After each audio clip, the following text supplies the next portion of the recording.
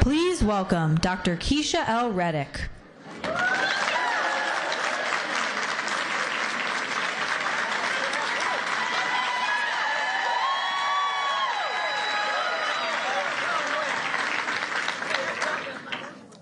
Good afternoon, everyone.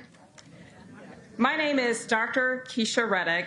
I'm an OBGYN here in Georgia, and I specialize in high-risk obstetrics.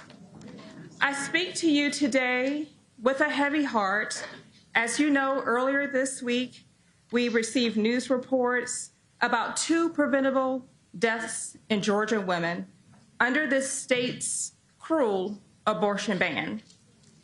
These reports confirm what we already knew, that abortion bans unleashed by Donald Trump are putting women's health and lives in peril.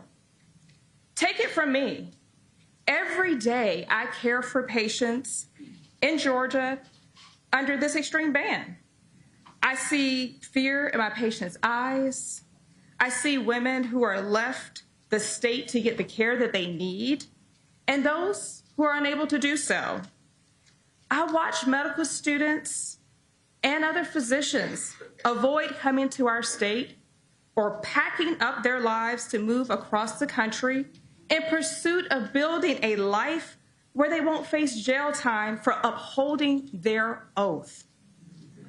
But back here in Georgia, we are left with fewer healthcare providers in a state facing the worst maternal mortality rates in the country. One of my patients, who's given me permission to discuss her, Callie, was forced to leave our state to get the health care that she needed.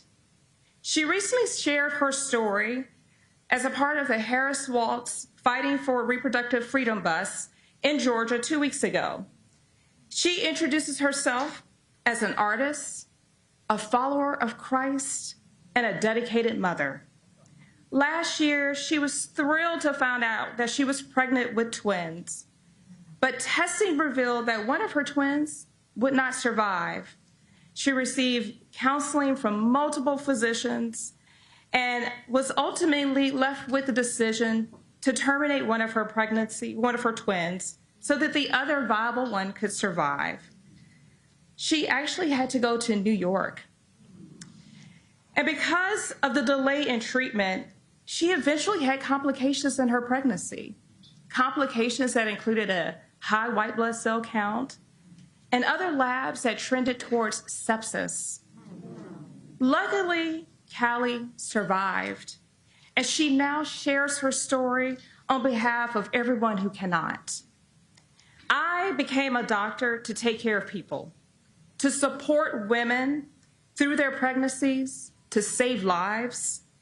But laws like the Georgia abortion ban are designed to handcuff me. Because of Donald Trump and his allies, I am forced to weigh the risk of going to prison against my own oath to take care of patients. I have 2 daughters. My oldest daughter is here today.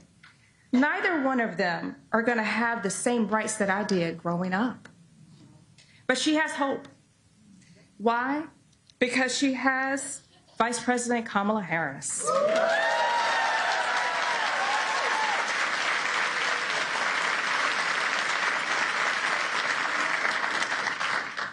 Vice President Harris has been fighting her whole career to protect women.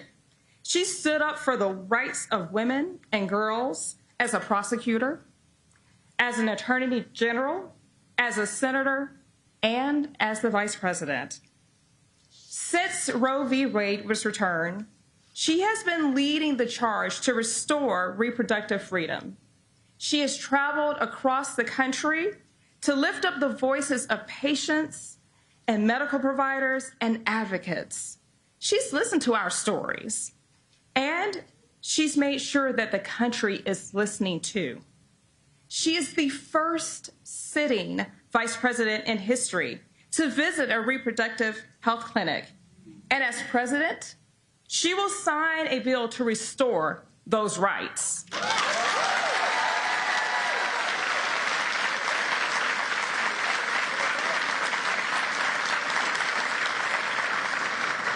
No one is more committed to reproductive freedom than Vice President Harris. I wish I could say the same for Donald Trump. He thinks that he knows better than medical professionals like me. And if given a second term, he will go even further to attack our reproductive freedoms. That is why we must do everything to elect Vice President Harris and Tim Walz.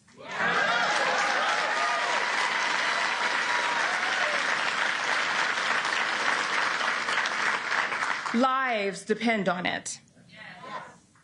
I am grateful to be here with you all today to shed light on this healthcare crisis in our state and in the states across our country. And I'm truly honored to introduce to you our next president and true champions in this fight, Vice President Kamala Harris.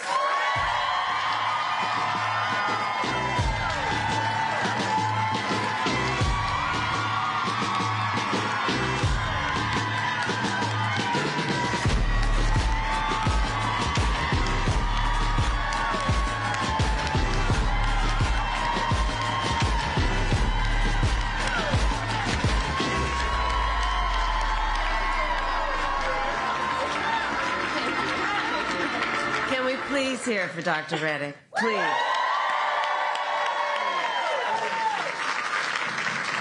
Please have a seat, everyone. Please have a seat. It's so good to be back in Atlanta. Thank you all. Thank you. You know, I just want to say, thank you. I want to say about Dr. Reddick, you know, some of you may have seen, I did an event last night with Oprah Winfrey, and that it highlighted so many tragic stories, but it also highlighted so many important issues, which is why everyone has taken time out of your busy lives to be here this afternoon. And it highlighted the importance of a Dr. Reddick. Because the courage, Dr. Reddick, that you are showing in the face of these arcane and immoral laws to stand so publicly and talk about your commitment to your oath and to the health and well-being of people who need to be seen and treated with dignity is so extraordinary. And I do believe in moments of crisis, the world has a way of revealing the heroes among us. And I would say, Dr. Reddick, you are one of them. Thank you very much. Thank you. Thank you. Thank you. Thank you. And thank you to all of the elected and community leaders who have joined us today. Thank you, everybody who is here. So, Georgia, this election right here is a fight for the future. It is a fight for the future. And it is a fight for freedom. For freedom. And we know in America, freedom is not to be given. It is not to be bestowed. It is ours by right. It is ours by right. And that includes the fundamental freedom of a woman to be able to make decisions about her own body and not have her government telling her what to do. Yes, we must trust women. And we all know how we got here. When Donald Trump was president, he hand-selected 3 members of the United States Supreme Court, the Court of Thurgood and RBG, with the intention that they would overturn the protections of Roe v. Wade. And as he intended, they did. And now more than 20 states have Trump abortion bans. Extremists that have passed laws that criminalize healthcare providers, doctors and nurses, and punish women. In 2 states of those states, they provide for prison for life. Prison for life for healthcare providers for simply providing reproductive care, the care they so earnestly and rightly believe must be delivered. all Trump abortion bans. And think about this. Many of these bans make no exception even for rape and incest. Now, many of you know I started my career as a prosecutor, specializing in crimes of violence against women and children. What many of you may not know is why. So when I was in high school, my best friend, I learned, was being molested by her stepfather. And I said to her, look, you got to come and stay with us. I called my mother. She said, of course she does. And she came and she stayed with us. And so I made the decision early in my life that I wanted to do the work that was about protecting the most vulnerable among us and doing the work that was about giving them dignity in the process. And so, well, thank everybody here for being here, standing in solidarity around the importance of that. And so I say to you then, from that experience and from the work that I've done, the idea that someone who survives a crime of violence to their body, a violation of their body, would not have the right to make a decision about what happens to their body next, that's immoral. That's immoral. And let us agree, and I know we do, one does not have to abandon their faith or deeply held beliefs to agree. The government should not be telling her what to do. If she chooses, she will talk with her pastor, her priest, her rabbi, her imam. But it should not be the government or Donald Trump telling her what to do with her body. And think about it. The stories that Dr. Reddick shares with us, the stories we heard last night, the stories we've been hearing for 2 years. 1 in 3 women in America lives in a state with a Trump abortion ban. This includes Georgia and every state in the South except Virginia. Think about that when you also combine that with what we know has been long-standing neglect around an issue like maternal mortality. Think about that when you compound that with what has been long-standing neglect of women in communities with a lack of the adequate resources they need for health care, prenatal, during their pregnancy, postpartum. Think about that. And these hypocrites want to start talking about this is in the best interest of women and children. Well, where you been?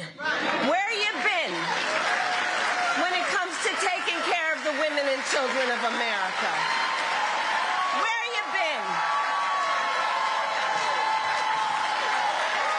How dare they? How dare they? Come on. And we understand the impact of these bans and the horrific reality that women and families, their husbands, their partners, their parents, their children are facing as a consequence every single day.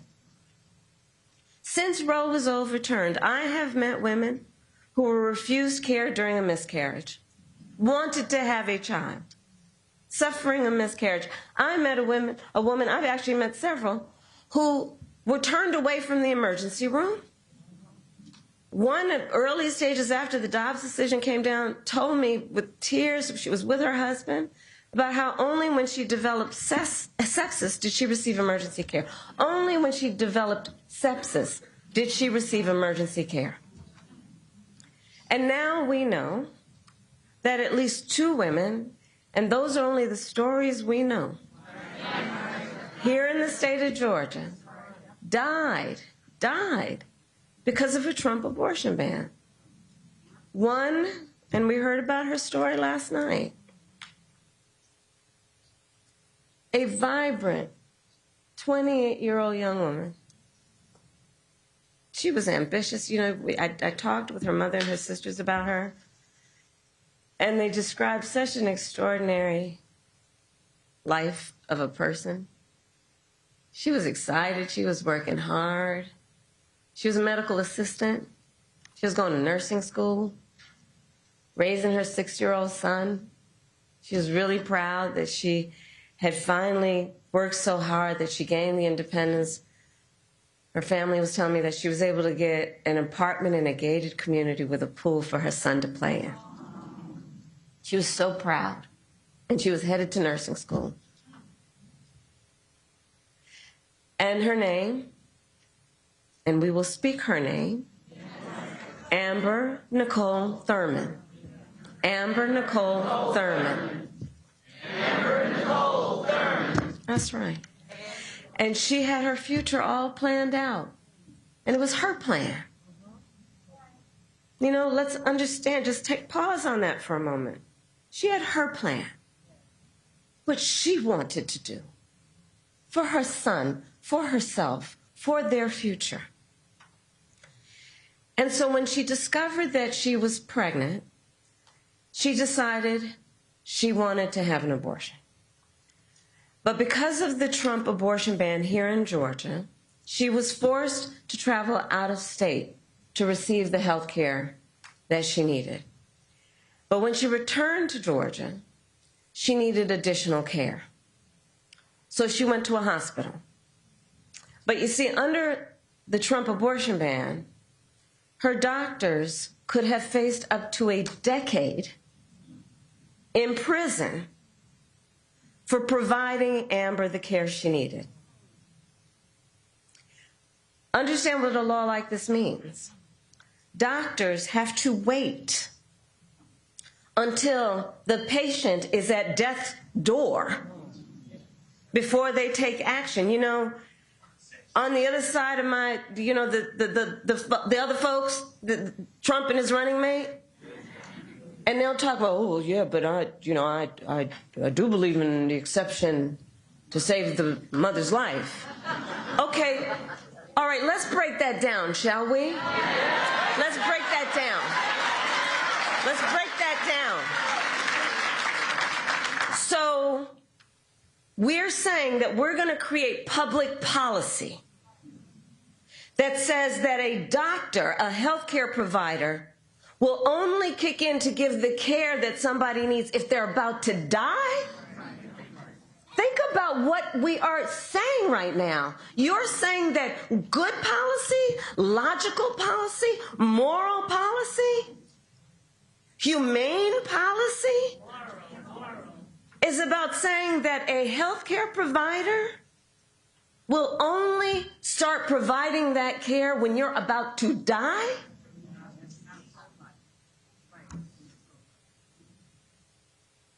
And so Amber waited 20 hours. 20 hours.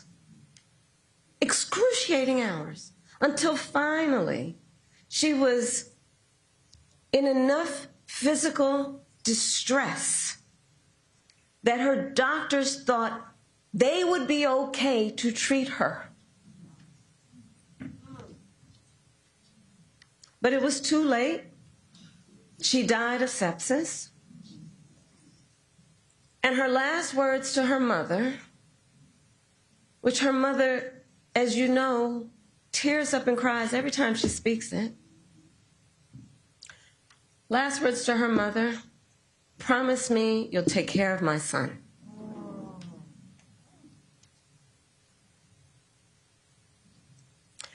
So I met last night and I spent time with Amber's mother and her sisters, and they spoke about Amber, a daughter, a sister, a mother, with the deep love that you can imagine, and how terribly they miss her. And their pain is heartbreaking. It's heartbreaking.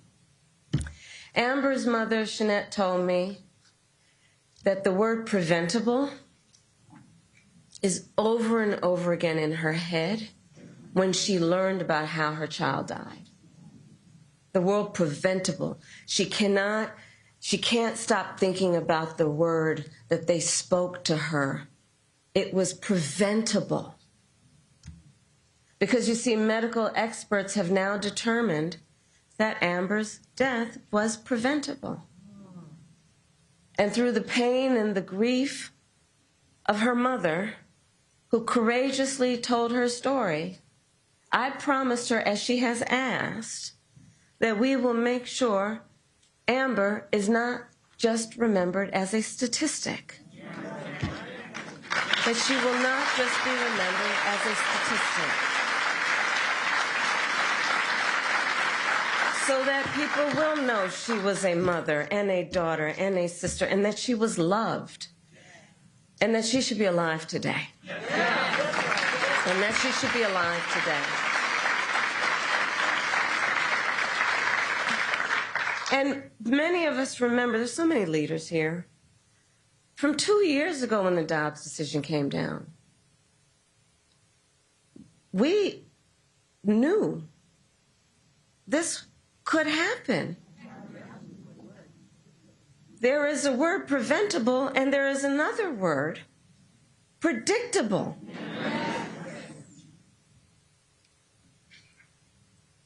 And the reality is, for every story we hear of the suffering under Trump abortion bans, there are so many other stories we're not hearing, but where suffering is happening every day in our country. An untold number of people suffering. Women who are also being made to feel as though they did something wrong. The judgment factor here is outrageous. Being made as though to feel as though they are criminals, as though they are alone. So to those women, to those families, I say on behalf of what I believe we all say, we see you and you are not alone, and we are all here standing with you. Standing with you. You are not alone. You are not alone.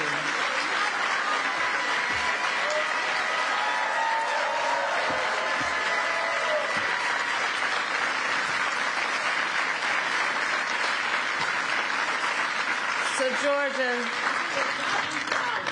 we will not be silent. And we will not be silent. But this is a healthcare crisis. This is a healthcare crisis, and Donald Trump is the architect of this crisis. He brags about overturning Roe v. Wade. In his own words, quote, "I did it and I'm proud to have done it," he says. He is proud that women are dying, proud that doctors and nurses could be thrown in prison for administering care, proud that young women today have fewer rights than their mothers and grandmothers. How dare he? How dare he? And in our debate last week,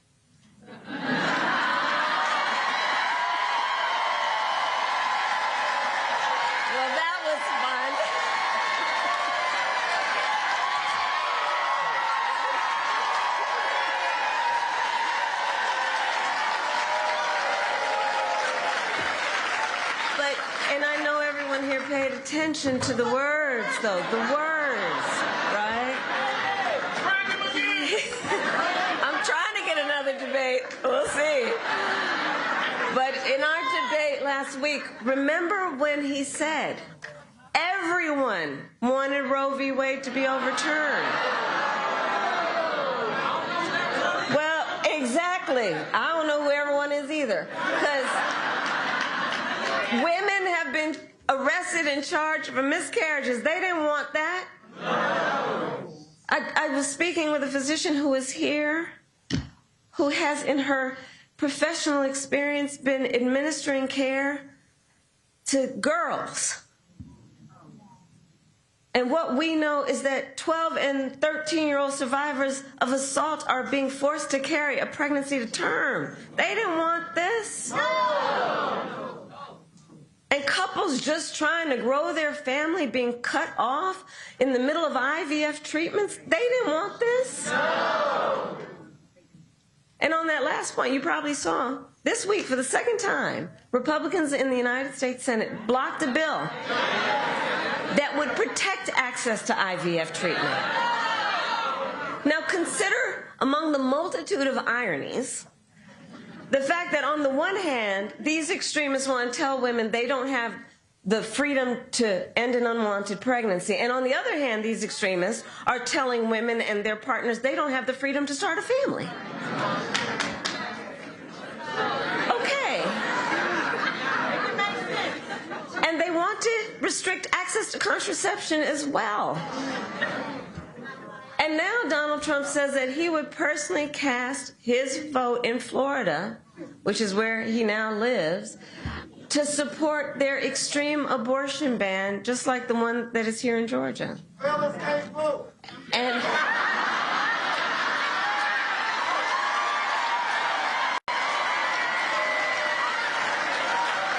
well, that's a whole different policy discussion that we'll have for another day.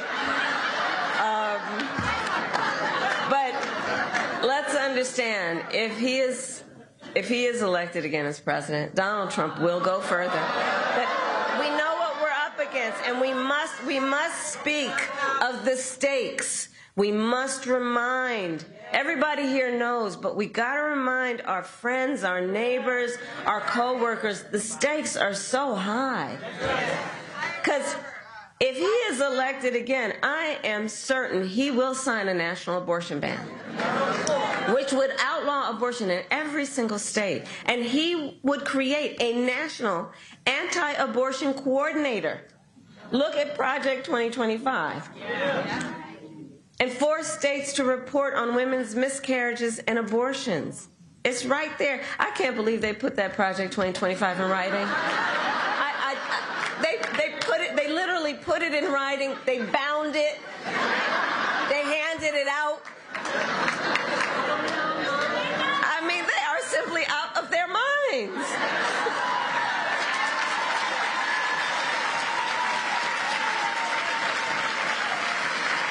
And it's clear that they just don't trust women.